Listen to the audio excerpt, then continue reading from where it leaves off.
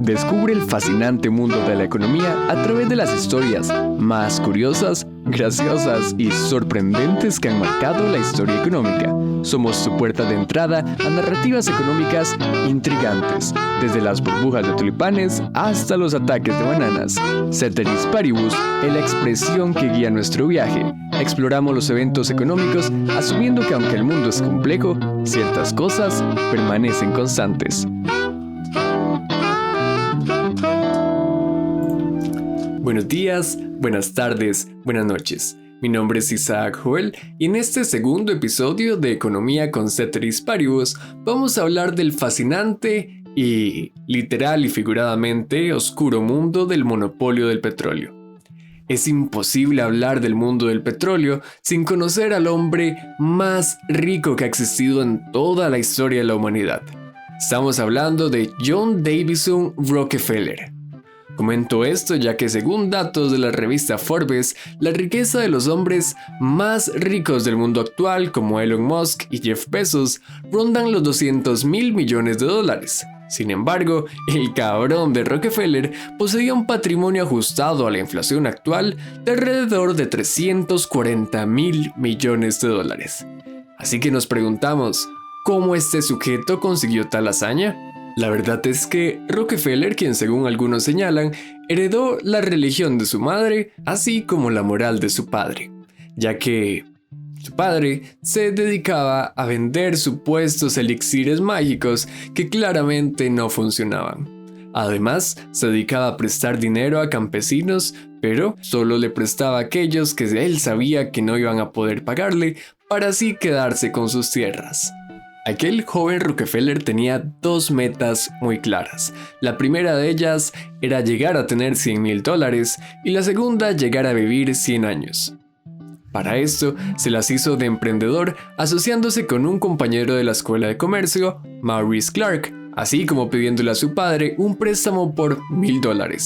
Su padre aceptó, pero claramente a una tasa de interés del 10%. No obstante, en tan solo 2 años de haber inaugurado su empresa, ya tenía recaudados $21 mil en ganancias. En este momento histórico, estamos hablando de 1861.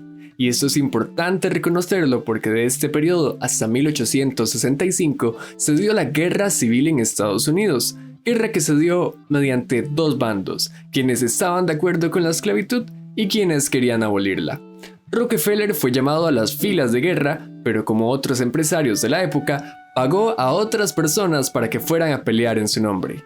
Y esto fue súper relevante ya que en media guerra civil hizo que su negocio creciera exponencialmente, ya que esta compañía de Rockefeller y Clark se encargaban de vender insumos y suministros que eran necesarios para el bando de guerra. En los últimos meses de guerra, Rockefeller se adelantó a un negocio que iniciaba tomando popularidad, el ansiado oro negro que comentábamos al principio, el petróleo. Claramente, en esa época el uso del petróleo no era el mismo que hoy día le damos. Los autos aún no habían sido creados, así que añadió su equipo al químico Samuel Andrews para empezar a producir queroseno, parafina para las velas, vaselina y lubricantes para engranajes ferroviarios, para en 1868 crear oficialmente la Standard Oil Company, y aquí es donde empieza la verdadera historia de Rockefeller. La intención de Rockefeller era comprar todas las refinerías de Cleveland. Para eso, él quería hacerse el control ferroviario, así que llegó ofreciéndose a las compañías ferroviarias un gran flujo y constante de barriles, y a cambio, ellos le debían dar un descuento de más de $1 por barril. Es decir, si el precio del transporte costaba $2.56 por barril, Rockefeller debía pagar tan solo $1.50. Como beneficio adicional, consiguió que si otra empresa transportaba sus barriles de petróleo, las ferroviarias debían de pagar a Rockefeller $1.06. Este costo se trasladaba a las otras empresas petroleras, haciendo que si querían transportar sus barriles, prácticamente tenían que pagar el doble. Y esto es relevante ya que Rockefeller quería eliminar a todos sus competidores del mapa y hacerse de un monopolio petrolero. es decir, ser la única empresa del mercado. En 1872, durante 4 meses de forma casi mafiosa, Rockefeller fue refinería por refinería amenazando a sus dueños diciendo que si no le vendían sus empresas, les iba a destruir. Amenazaba con bajar los precios casi a $0 hasta que entrara en bancarrota. Esto para que en poco tiempo ya tuviera el control del 100% de las refinerías en Cleveland. Años más tarde, llegó a asociarse con los líderes de mercado de otros estados, con los que su alianza consistía en destruir a las empresas más pequeñas que fueran surgiendo en el mercado. Y es que Rockefeller llegó a adoptar estrategias de absorción de empresas más pequeñas, así como incluso sobornaba accionistas de empresas competidoras para que se encargaran de boicotear las empresas a los que estos manejaban sus inversiones. Y es que en tan poco tiempo ya Rockefeller manejaba 70 grandes empresas, así como el 90% del control de las exportaciones de petróleo. Eso claramente atentaba sobre los ideales de Estados Unidos como país de libre mercado, haciendo que en el país empezaran a regir leyes antimonopólicas, obligando a disolver sus compañías. Sin embargo, se le dieron acciones de todas las empresas resultantes a la disolución, que con la explosión del mercado automovilístico años más tarde hizo que esas acciones lo volvieran aún más rico. Y es que el legado de Rockefeller y su empresa destaca la importancia de la responsabilidad corporativa y la ética empresarial en la toma de decisiones comerciales y sociales. El enfoque implacable de Rockefeller en la maximización de ganancias a menudo se hizo a expensas del medio ambiente, de los y las trabajadoras y las comunidades locales. Y es que el desastre ambiental causado por la Standard Oil Company no solo afectó a las comunidades locales y los ecosistemas, sino que también tuvo consecuencias a largo plazo para el medio ambiente en general. La contaminación resultante de la producción y refinación del petróleo contribuyó al cambio climático, la acidificación del suelo y el agua y la pérdida de biodiversidad.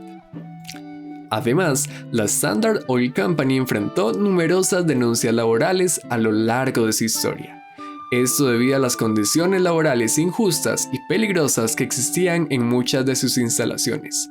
Hay denuncias como horas de trabajo excesivas, salarios bajos, condiciones de trabajos peligrosas, abusos y discriminaciones.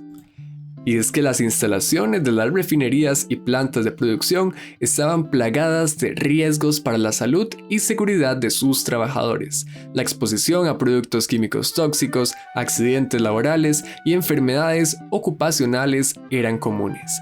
Además, reportes de casos de abuso físico, acoso y discriminación dentro de la fuerza laboral eran constantes.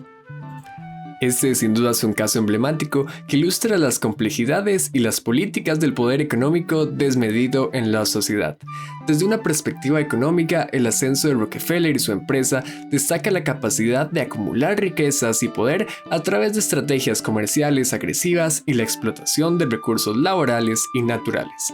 Sin embargo, también revela las consecuencias negativas de un monopolio sobre la competencia, la innovación y el bienestar económico general. Y es que las denuncias laborales, las condiciones laborales peligrosas y la explotación de recursos naturales son manifestaciones de un sistema económico que prioriza el lucro sobre el bienestar humano y ambiental. Así que con esto me despido, invitándoles a reflexionar sobre el papel del poder económico en la sociedad. Te invito a que nos sigas en nuestras redes sociales como podcast-Ceteris Paribus para estar al tanto de la conversación económica. Nos escuchamos el próximo lunes y recuerden cepillarse los dientes.